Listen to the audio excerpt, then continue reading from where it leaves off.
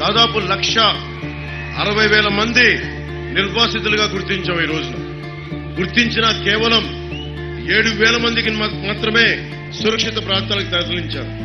మిగతా వాళ్ళందరికీ ఇల్లు వాకిలు లేకుండా, సరైన వస్తువులు లేకుండా, డ్రైనేజీలు లేని టౌన్షిప్స్ లో, సరైన వస్తువులు లేని టౌన్షిప్స్ లో చాలా ఇబ్బంది పడతా ఉన్నారు. పోయిన 2018లో కూడా ముంపు మండలాల కోసం 7 ముంపు మండలాల కోసం నేను మీటింగ్ పెట్టాను. ఎవరైనా సరే పోలవరం ప్రాజెక్టు ఎంత అయిందనేది చూసే అవకాశం ఉండేది. ఈ రోజున వైఎస్ జగన్ వచ్చాక పోలవరం ప్రాజెక్టుకి వెళ్ళకూడదు, చూడకూడదు అని అలాంటి పరిస్థితుల్లో తీసుకొచ్చారు.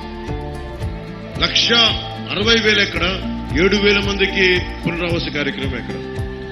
నాకు కరాటం రాంబాబు గారు ఒకటే చెప్పారు, పట్టుపట్టి నువ్వేం చేస్తావో తెలియదు కళ్యాణ్ గారు, నువ్వు వచ్చి పోలవరం జనసేన తీసుకో.